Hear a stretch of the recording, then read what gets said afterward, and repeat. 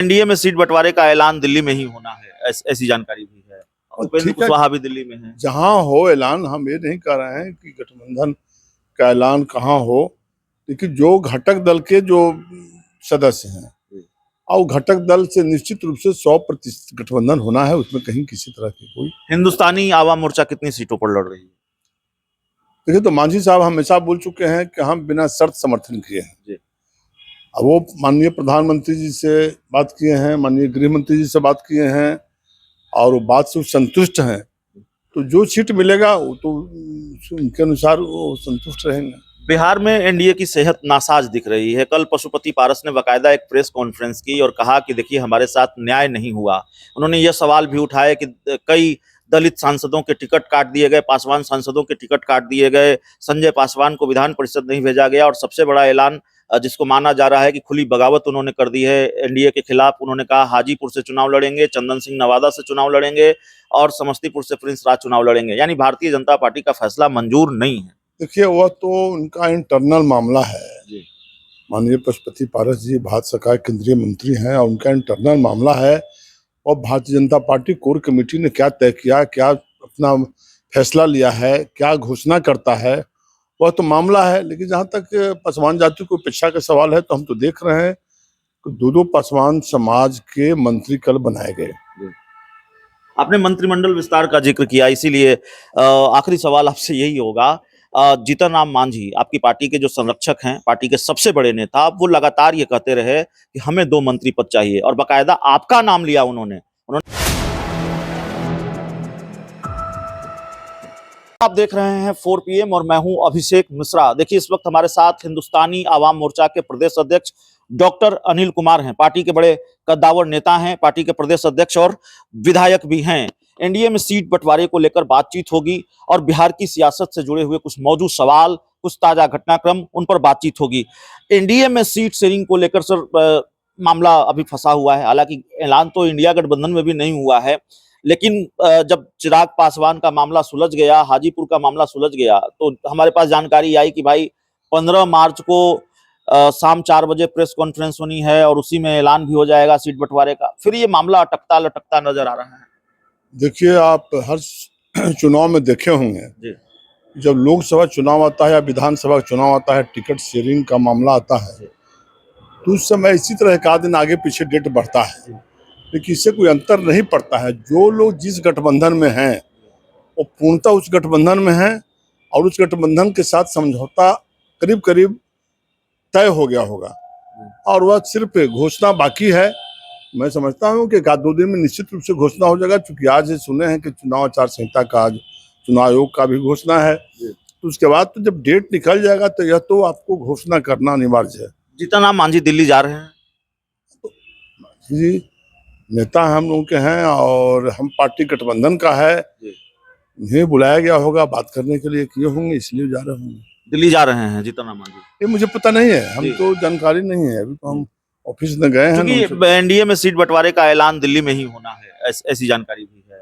उपेंद्र कुशवाहा भी दिल्ली में है। जहां हो ऐलान, हम ये नहीं कह रहे हैं कि गठबंधन का ऐलान कहाँ हो, लेकिन जो घटक दल के जो सदस्य हैं और घटक दल से निश्चित रूप से 100% गठबंधन होना है, उसमें कहीं किसी तरह की कोई। हिंदुस्तानी आवाम मोर्चा कितनी सीटों पर लड़ रही है? देखिए, तो मांझी साहब हमेशा बोल चुके हैं कि हम बिना शर्त समर्थन किए हैं। अब वो माननीय प्रधानमंत्री जी से बात किए हैं, माननीय गृह मंत्री जी से बात किए हैं और वो बात से संतुष्ट हैं। तो जो सीट मिलेगा वो तो उनके अनुसार वो संतुष्ट रहेंगे। बिहार में एनडीए की सेहत नासाज दिख रही है। कल पशुपति पारस ने बाकायदा एक प्रेस कॉन्फ्रेंस की और कहा कि देखिए, हमारे साथ न्याय नहीं हुआ। उन्होंने यह सवाल भी उठाया कि कई दलित सांसदों के टिकट काट दिए गए, पासवान सांसदों के टिकट काट दिए गए, संजय पासवान को विधान परिषद नहीं भेजा गया और सबसे बड़ा ऐलान जिसको माना जा रहा है कि खुली बगावत उन्होंने कर दी है एनडीए के खिलाफ। उन्होंने कहा हाजीपुर से चुनाव लड़ेंगे, चंदन सिंह नवादा से चुनाव लड़ेंगे और समस्तीपुर से प्रिंस राज चुनाव लड़ेंगे। यानी भारतीय जनता पार्टी का फैसला मंजूर नहीं है। देखिए, वह तो उनका इंटरनल मामला है। माननीय पशुपति पारस जी भाजपा का केंद्रीय मंत्री हैं और उनका इंटरनल मामला है। और Bharatiya Janata party core committee ने क्या तय किया, क्या अपना फैसला लिया है, क्या घोषणा करता है, वह तो मामला है। लेकिन जहां तक पासवान जाति को उपेक्षा का सवाल है, तो हम तो देख रहे हैं दो पासवान समाज के मंत्री कल बनाए गए। आपने मंत्रिमंडल विस्तार का जिक्र किया, इसीलिए आखिरी सवाल आपसे यही होगा। जीतन राम मांझी आपकी पार्टी के जो संरक्षक हैं, पार्टी के सबसे बड़े नेता, वो लगातार ये कहते रहे कि हमें 2 मंत्री पद चाहिए और बाकायदा आपका नाम लिया उन्होंने कहा कि हमारी पार्टी के विधायक हैं डॉक्टर अनिल कुमार और उनको मंत्री बनाया जाना चाहिए। मंत्रिमंडल विस्तार हुआ, आप शपथ नहीं ले पाए, क्या कोई दुख है, कोई अफसोस है? देखिए, हमको अफसोस और दुख नहीं होता है जी। चूंकि पार्टी में जहां है, पार्टी का फैसला है और मन है और भारतीय जनता पार्टी के साथ उनका गठबंधन है। वह माननीय मुख्यमंत्री जी से जरूर मेरे समक्ष कहे थे कि हमको अनिल जी को मंत्री बनाना चाहिए। तो उन्होंने कहा था माननीय मुख्यमंत्री जी ने कि भारतीय जनता पार्टी से आपका गठबंधन है, भारतीय जनता पार्टी से आप बात कीजिए, मुझे कोई ऑब्जेक्शन अनिल जी को मंत्री बनाने में नहीं है। लेकिन भारतीय जनता पार्टी ने आपकी बात नहीं मानी। अब तो उनका, वो तो राष्ट्रीय संरक्षक हैं, राष्ट्रीय अध्यक्ष हैं, वो लोग जाने।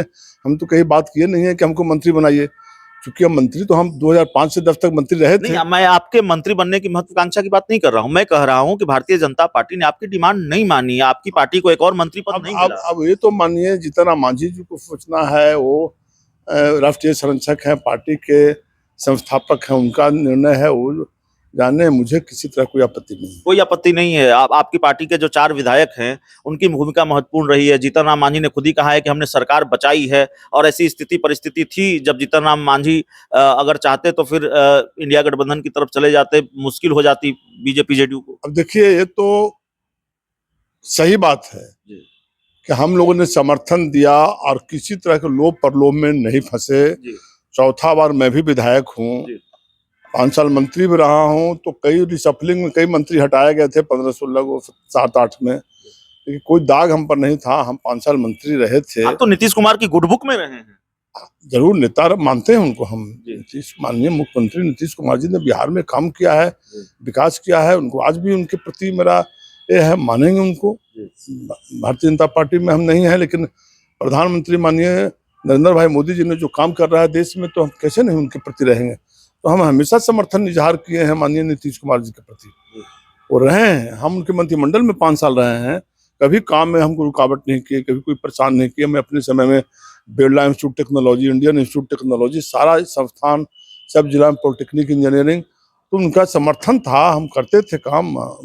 इसलिए कोई गिला शिकवा किसी से हमको नहीं है। चलिए, तो गिला शिकवा नहीं है, मंत्री नहीं बनाए जाने से भी कोई नाराजगी या कोई दुख नहीं है। महत्वाकांक्षा अपनी कभी रही नहीं है और सरकार में रहकर बेहतर काम भी किया है। डॉक्टर अनिल कुमार जो हिंदुस्तानी आवाम मोर्चा के प्रदेश अध्यक्ष हैं, पार्टी के विधायक हैं, सरकार के पूर्व मंत्री हैं, नीतीश सरकार में मंत्री भी रहे हैं, उनका ये दावा है।